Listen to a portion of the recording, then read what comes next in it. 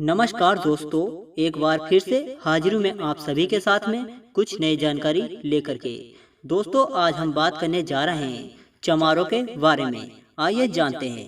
दोस्तों, चमारों को बचा पाना मुश्किल ही नहीं नामुमकिन है। अगर चमारों की हकीकत जानना हो तो वीडियो को एंड तक जरूर देखिएगा। तो आइए वीडियो को बिना वक्त गवाए शुरू करते हैं। दोस्तों, हजारों वर्ष पहले एशिया महाद्वीप में एक राजवंश रहा करता था जिसे हम इक्ष्वाकु राजवंश या सूर्यवंशी क्षत्रिय कहते थे। इस इक्ष्वाकु राजवंश से सब घबराते थे। इसी वंश में भगवान गौतम बुद्ध, अशोक सम्राट, चंद्रगुप्त मौर्य जैसे महान सम्राट पैदा हुए थे। लेकिन आजकल कुछ हिंदूवादी इस परिवार का हिंदूकरण करना चाहते हैं, जबकि सच्चाई यह है कि इक्ष्वाकु राजवंश चमारों का वंश है। चमारी सूर्यवंशी क्षत्रिय हैं और बुद्ध के वंशज हैं। आइए जाने इनकी महत्वपूर्ण बातें। दोस्तों, पहली बात, बौद्ध लोग जीव हिंसा से विरत रहते थे लेकिन मांस खाते थे, अर्थात वो किसी भी जीव को काटकर कुर्बानी देकर या बलि देकर मांस नहीं खाते थे, बल्कि भारतीय बुद्धिस्ट सिर्फ मरे हुए जानवर का मांस खाते थे जिसमें कि जीव होता ही नहीं था। इस प्रकार जीव हत्या नहीं करते थे और पूरे भारत में ऐसा करने वाली सिर्फ एक जाति थी, वो है चमार जाति। आप बड़े बुजुर्गों से पता कर सकते हैं। दूसरी बात, पूरे भारत में जनश्रुतियों और लोक कथाओं में चमार को ब्राह्मण बड़ा भाई बताता है।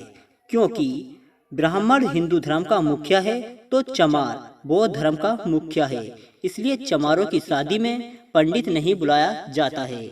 तीसरी बात, रामायण में और कुम्भरालित भट्ट की किताबों में बुद्ध को शूद्र लिखा गया है और रियल में भी चमार को मुख्य शूद्र माना गया है। अन्य जाति कभी निशाने पर नहीं रही। चौथी बात, समस्त जातियों में सिर्फ चमार जाति ही ऐसी है जो गरीब होने के बावजूद अपनी आन शान पर मिटती है और इसी जाति में आज भी राजी शाही गुण झलकते हैं। पांचवी बात, चमारों का घर गांव के बाहर अक्सर होता है क्योंकि चमार गांव के राजा होते थे। इनको ही गांव में ढीठ बाबा कहा जाता था। छठी बात, चमार जाति से बौद्ध धर्म छीनने के बाद उसे धर्म विहीन कर दिया गया था और अछूत इसलिए बना दिया गया था कि यह जाति फिर से कहीं बौद्ध धर्म ने खड़ा कर पाए। सातवीं बात, चमार जाति की शिक्षा पर रोक इसलिए लगाई गई थी कि वह अनपढ़ रहेगा तो खुद को चमार अछूत समझेगा, कभी यह नहीं जान पाएगा कि चमार एक राजशाही खून है। इसलिए चमारों की शिक्षा पर रोक लगाई थी कि चमार शिक्षा पाएगा तो फिर से बौद्ध धर्म खड़ा कर देगा। आठवीं बात, चमार खुद को इसलिए चमार कहलाना पसंद नहीं करते थे क्योंकि चमार इनका नाम ही नहीं है। इनका नाम तो सूर्यवंशी क्षत्रिय था, इसलिए चमार आज भी खुद को चमार कहने पर भड़क जाते हैं और लड़ाइयाँ हो जाती हैं।